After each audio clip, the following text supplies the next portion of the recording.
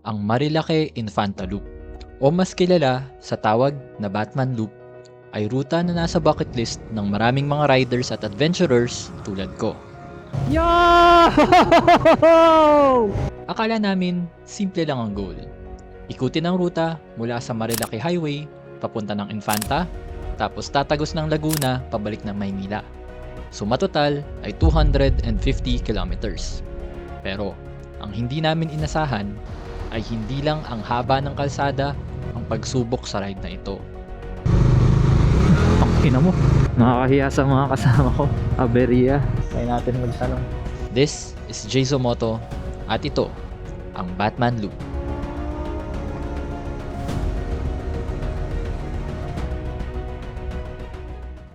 Dito magsisimula ang ride natin sa Shell Boso-Boso. Ito ang paboritong meetup spot ng mga riders bago sumabak sa Marilake. Tuyo pa ang daan, perfect riding conditions kung tutuusin. Pero wala pang 5 minuto pagka-ride out namin ay may nangyaring muntik pumigil sa ride na ito. Noong nakalayo na ako, dun ko lang napansin na hindi pala sila nakasunod sa akin. Nang binalikan ko ay nalaman kong malambot pala ang gulong ng kasama ko. Noong sinabi niya ay akala ko nabutasan siya ng gulong along the way.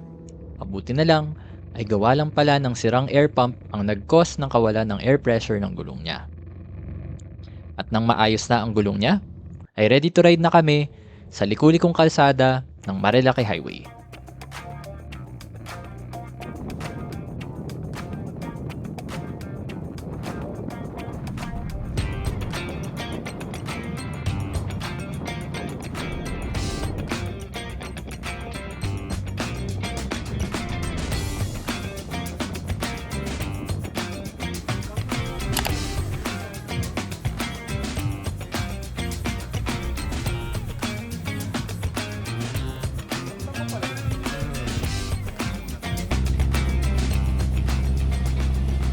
Okay.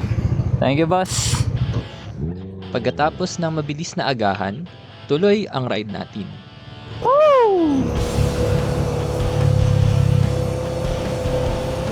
Maganda pa ang kalsada dito. Asfaltado at wala halos sira. Pangatlong beses ko palang atang nakadaan sa parteng ito ng Marilake.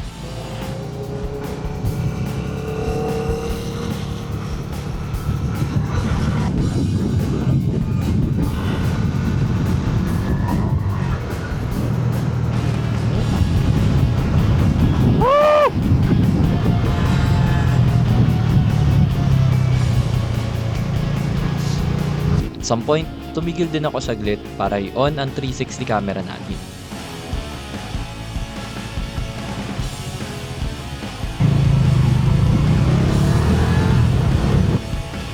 Makalipas lang ng ilang kilometro ay tuluyan nang bumuhos ang ulan.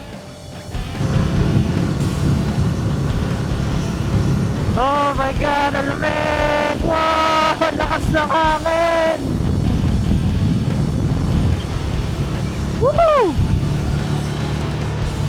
Madulas, basa yung daan. Hindi tayo pwede masyadong mag-banking. Wow! Sheesh! Sa kabila nito, kamangha-mangha pa ring makita ang mga bundok ng Sierra Madre sa yakap ng mga ulap.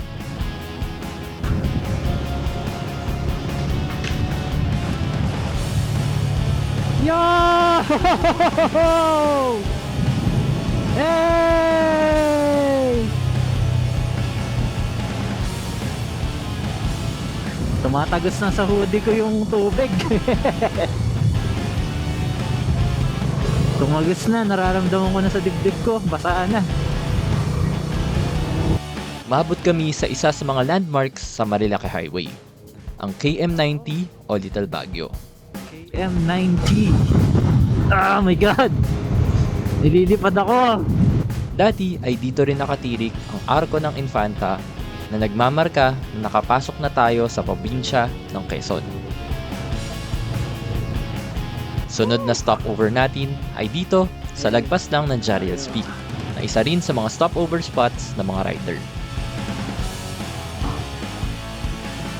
Ang lamig. Putang ina. Lumuwag na ang pakiramdam ko nang makababa ng motor matapos ang intense na ride. Yun nga lang, mapapalitan din agad ito ng gulat nang makita ko ang likuran ng motor. Ay, God. Wala na ang 360 camera ko na nakakabit sa motor. Ang hinala ko dito ay nalaglag ito habang mabilis kaming nagpapatakbo habang paakyat. At dahil ako ang nasa likuran ng grupo, ay walang makakapansin kung saan ito pwedeng nalaglag. Nag-post na tayo ng post para dun sa nawawalan 360 nalaglag along the way. Okay, my dudes. Try natin magtanong sa Jariels. Naglalakad ako ngayon sa Marilaki. Try natin magtanong. Sir, excuse me po. Pwede po magtanong? Baka may napansin po kayong camera sa daan nung paakyat po kayo dito. Nalaglagan po kasi ako ng 360 nakakabit po sa motor. Salamat po. Baka may nakita po kayong 360 sa daan nung paakyat po kayo dito. Nalaglagan po kasi ako ng camera nakakabit po sa motor. Baka wala po kayo napansin. Ilaglag ko din. Sige po, thank you. Wala talaga, my dudes. Mahirap din kasi mapansin yun. Lalo na kung yan, maulan. So, ang plano ngayon, nag-post na tayo sa Facebook. So, sana may sumagot. Kung may makakita man nun, sana may mag-respond. Nagdesisyon kaming bumalik at subukang sipatin ng camera sa dinaanan namin.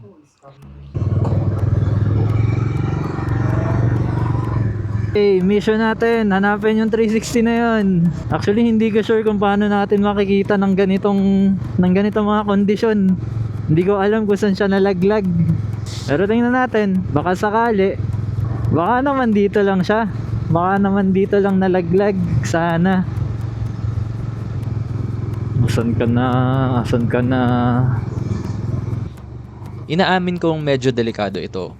Mabagal ang andar namin habang nakatingin sa kalsada, kaya pinapauna namin ang ibang mga sasakyan sa likod hanggat kaya.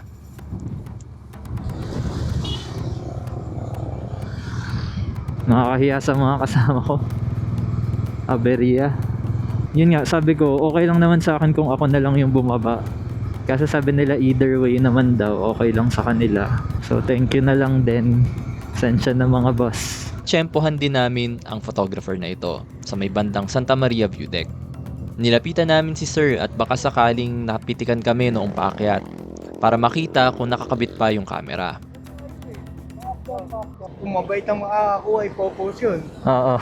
Ay kung hindi, syempre. Kaso malamang nabasag na kasi yung lente nun pagkabagsak nun eh. pagkabagsak. Kaya, Nakaselan nga pala yung... ayun. Eto po sir. Baka sakali lang. Salamat sir. Ano pong ano niya sir?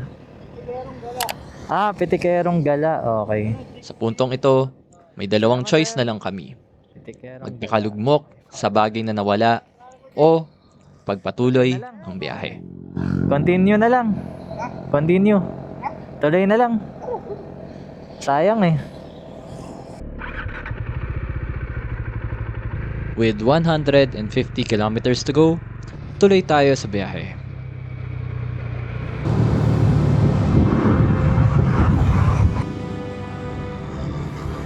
Para bang sinasabayan pa rin kami ng mabibigat na ulap na may dalang ulan. Dala rin ng ulan ang panganib ng madulas na daan. Bukod din sa lamig sa katawan at matarik na ahonan, kalaban ko rin ang takot na isang pagkakamali lang, isang maling pihit sa manibela, piga ng silinyador o ligaw na putik sa daan ay posibleng tumapos sa ride na ito.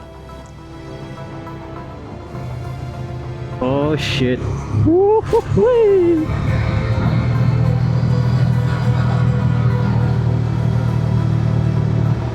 At dahil malakas ang pagbuhos ng ulan, walang panahon para tumigil at magpahinga. Tuloy ang ride. Whoa.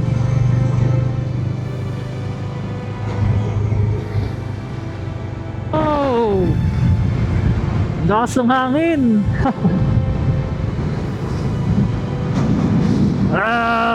Nililipad ako! Grabe, wala kang makita dun, oh. White fog lang talaga.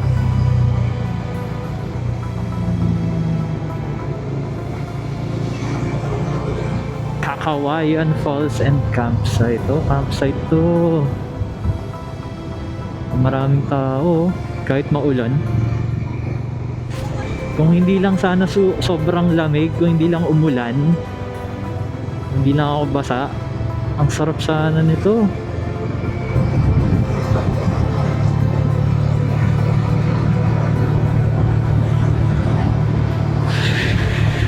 Matapos ang halos 1 oras na pagmamotor sa ulan, ay narating na rin namin ang Infanta Marker.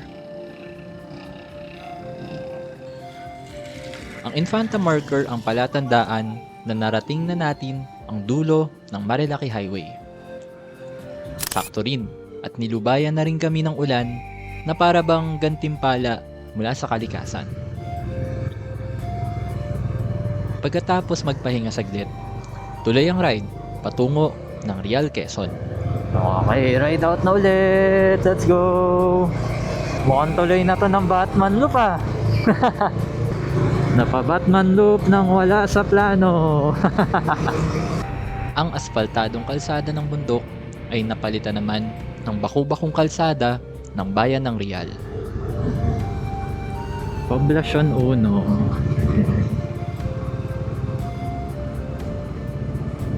Uy, oh. Dagat na ba yun? Dagat na yun, ano? Yung nasa dulo nun. Uy, dagat na nga! Dagat na tong nasa kaliwa natin. Uy! Yun, no? Pacific Ocean, no? May mga parte lang talaga na parang bako-bako ito, tulad nito.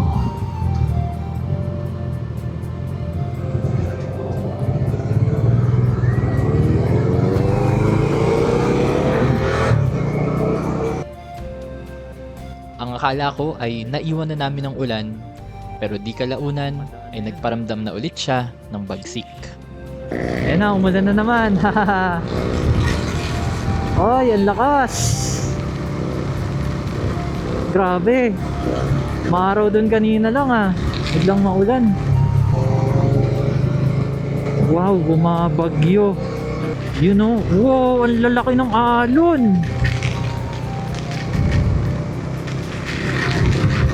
Ang lalaki ng alon, tas ang lakas ng ulan.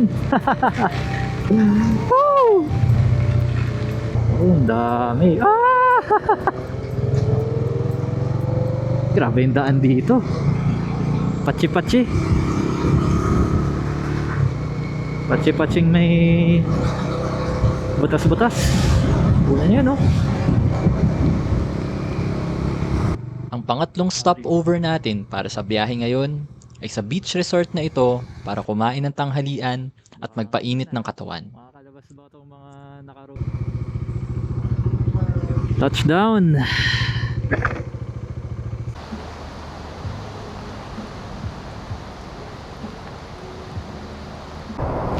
Grabe yung alon, no?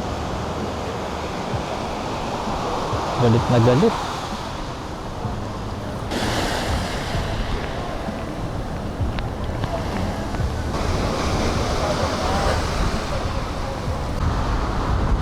Grabe.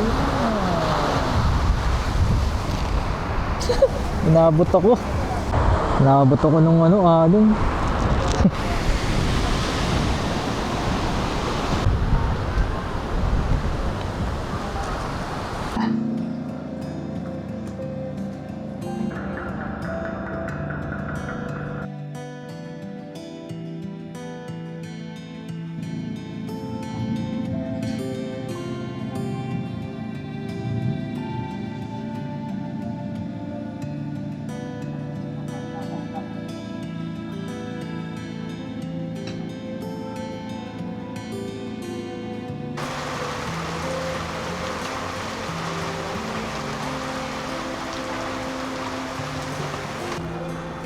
DIY pare. DIY sandalwood. DIY raincoat. Bluetooth naman ba? Raincoat ng kahirapan. Big bike ko, tapos nalang ko. Ayun, easy.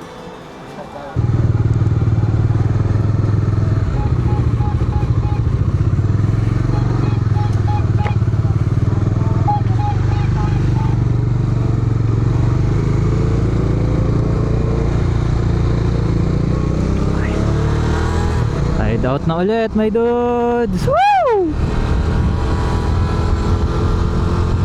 Nag-check pala kami ng maps kanina dun sa PisoNet kasi walang signal dito. Walang data. 3 hours mula dito sa kinaroroonan natin sa Quezon hanggang sa bahay namin sa Pasig. 3 hours. Time check. 3:50 PM. So makakauwi na tayo ng alas 7. So sige, tuloy tayo. Let's go. Hindi planadong Batman loop. Pero dahil nawalan tayo ng 360, nalaglagan tayo. Sabi sa akin ng mga katrabaho ko, ito yung mga kasama ko ngayon, tuloy na lang natin kahit walang 360, walang ano, tuloy na lang natin, sayang naman daw. Tapos para mawala na rin sa isip natin yun, mag ride na lang, okay na din. Tama lang din na nakapag-ipon tayo ng lakas. Dahil itong susunod na parte ng biyahe, ang pinakamahirap na naranasan namin sa araw na ito. Yun oh, lakas. Mula sa bayan ng Real, ay akyat na ulit tayo ng bundok patungo ng Sinaloan, Laguna. Ang lakas ng hangin dito. Walang sumasalag. Bukod sa malamig, tinutulak pa tayo, kaya ang hirap i-control ng motor. Dito na, nagsama-sama ang lahat ng hazards na naranasan natin ngayon. Malakas na ulan, sira-sirang kalsada, matarik na paahon, at madulas na daan. Ito. Ay grabe, hindi pa pala. Yun oh, grabe yung daan dito. Ah.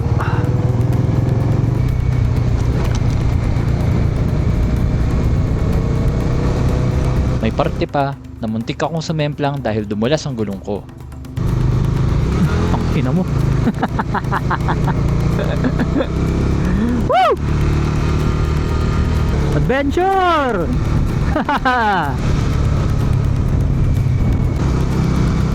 Sinloan, Laguna na.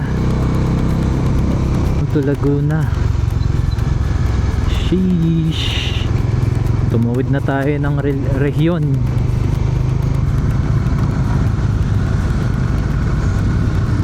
Matapos ang kalbaryong dinaanan natin, ay narating na natin ang kapatagan ng Fami, Laguna. At dito na tayo binati ng papalubog na araw. Whoa, sheesh.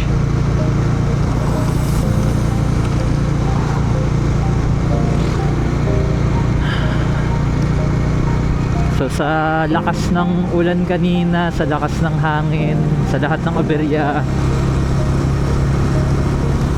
araw ang magdadala sa atin pa uwi. Yung araw na yan.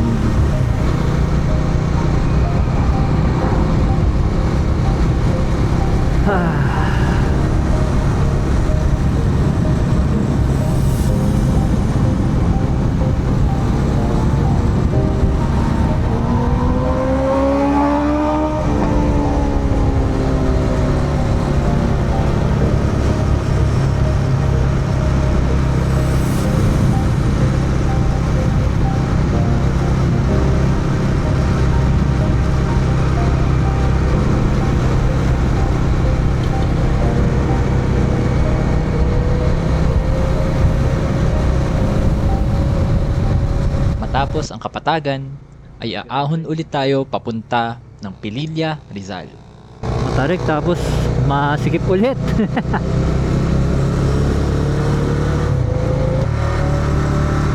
Yun, at least tuyo. Let's go. Tuyo na. Yun.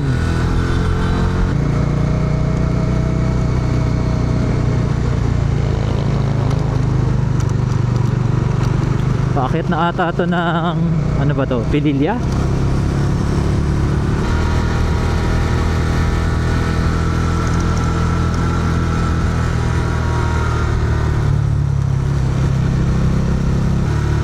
Hey! Oh no! Ang tarik! Nasa Rizal na tayo! Yes!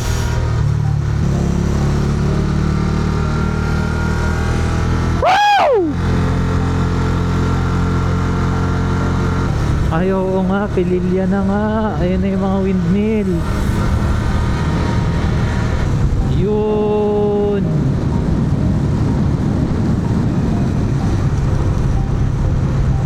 Last stop natin para sa ride na ito ay dito sa Bugarin View Deck.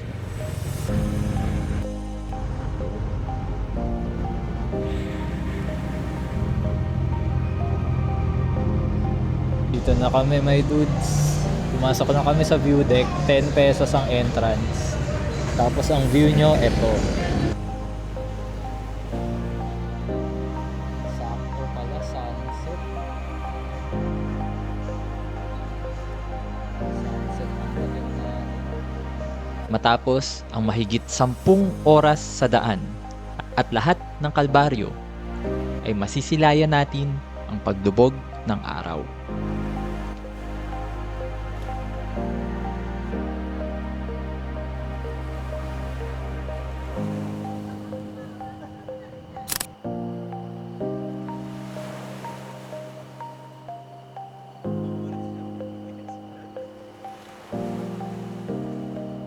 Madilim na nang paalis na tayo para tahakin ang natitirang 45 kilometers pabalik ng Pasig. Grabe, ginabi na kami.